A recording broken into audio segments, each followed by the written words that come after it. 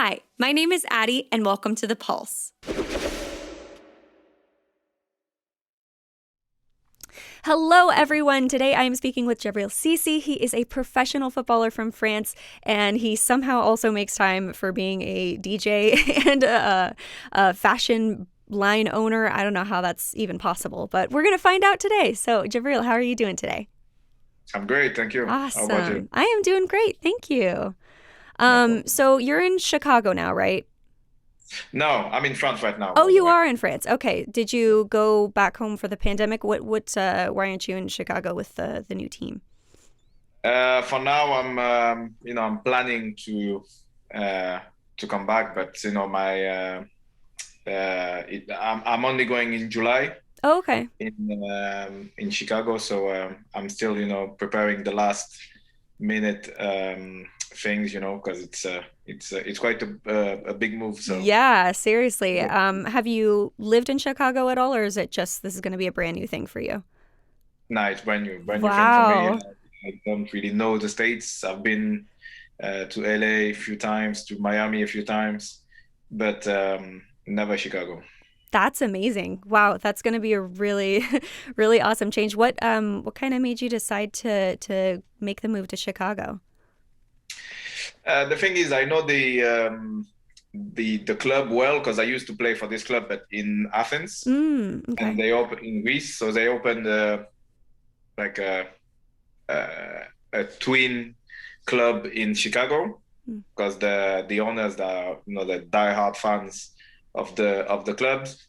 So so yeah, when they called me up to see if I can come down and help them, with the team and the new players, I said yes. I'm a big fan of Panathinaikos. I'm a big fan of football. Football is my life. Yeah. So as long as I can play football, I will play. Oh, that's great. So, yeah, let's talk about that a little bit. So, you played professionally at a very, very young age. Is it safe to say that, football has always been really a huge passion for you?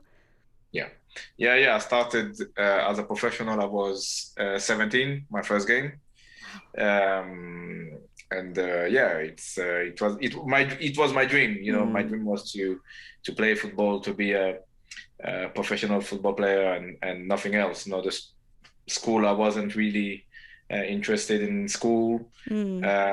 Other sports, yeah, I like basketball, like all the others.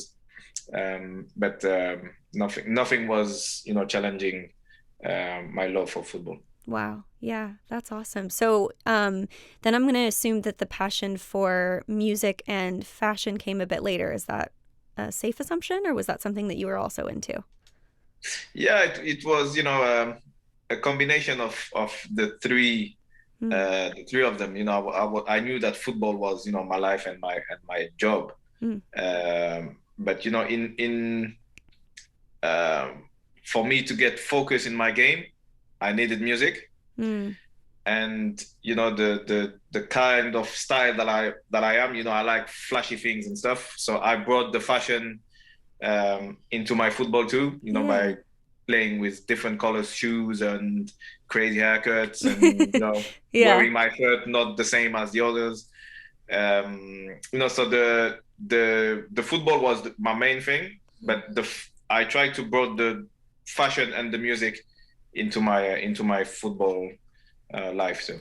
Yeah. So, speaking on that, what kind of music were you listening to, for example, in like the 04-05 Champions League? Like, what was the something that would get you hyped up before a game?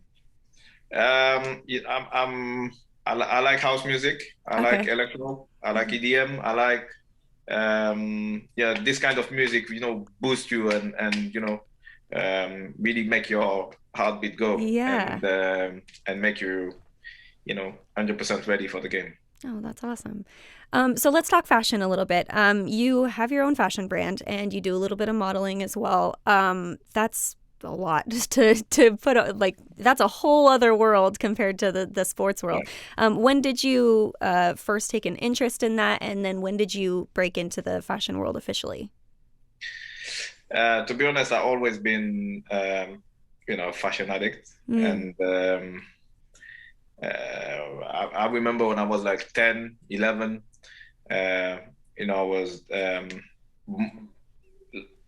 I wanted to be, you know, more fashion than the other guys. So I used to take my brother's clothes and my father clothes, you know, to be one step ahead of my friend.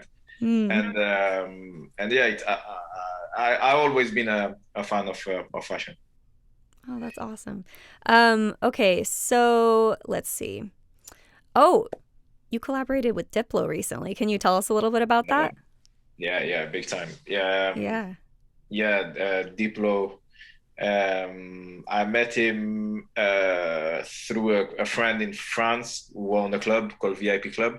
Mm. His name is Jean-Roch. You know, he knew I was a mad fan of Diplo and Major Lazer. Mm. And Wes was in Paris for a gig, and he called me, say, yeah, look, Diplo is in the club, come and meet him. You know, I arranged a meeting for you, and you know, to spend time with him, and why not, you know, see what can happen. Yeah. And yeah, at first, you know, it was really not for work. You know, it was just, you know, All fun. pure, you know, yeah, friendship. Yeah. Then he came to Corsica, where I live, to play another gig. Then you know we spent a lot of time together, and we you know we became friends. And yeah, a few months ago, I released a track called Kitty with Niniola, a big African singer, with DJ Pete, a big French producer. And yeah, I you know I'm new into the industry, so Mm. so I called him up and I asked him, you know, advices.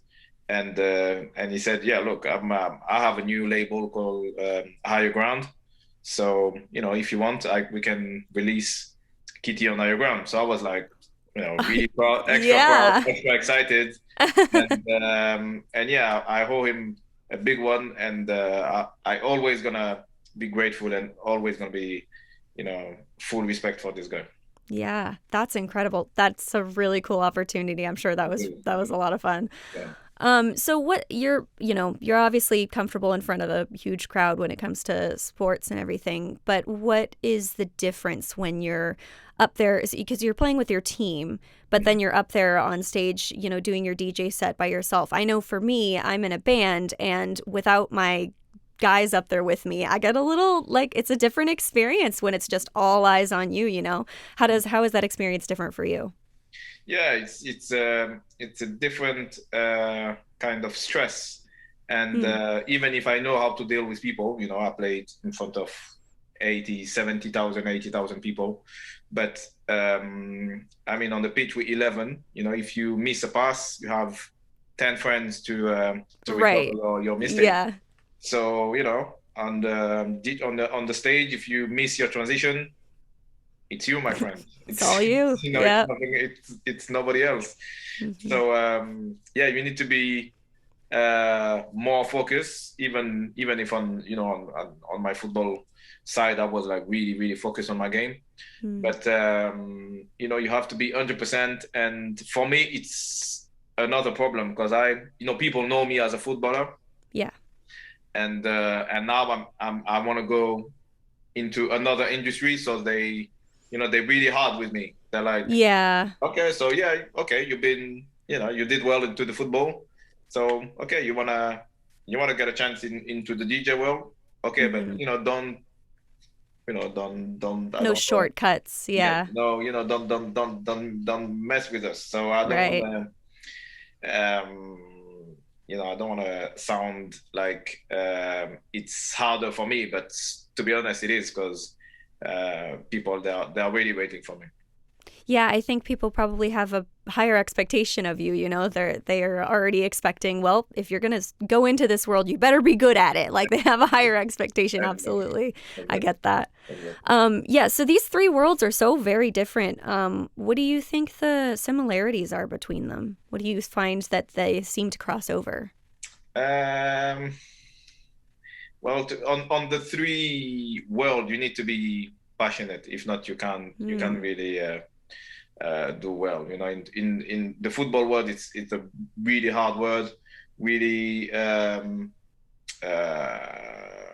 the people, they don't give you chances. If you have to perform and produce on the day, on the moment. If you're not here, next player.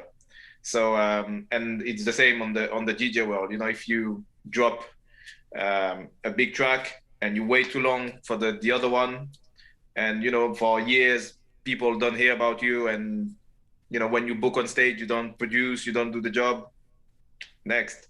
And the fashion, it's I think it's the worst, because fashion changing So so many fast. so fast, Yeah. and you have to please uh, different people that they don't have the same taste as you, or Right. Yeah. you have your own taste. Subjective. I don't have my own Yeah. taste, and I have to produce, like, let's say, a T-shirt that please everybody. It's Right. not possible. So it's a really difficult world. But as long as you have the passion and you love your job, I think that's the key of life, to be honest. Yeah, absolutely. I think that could go for anything. Yeah. That's a really, really good way of putting it.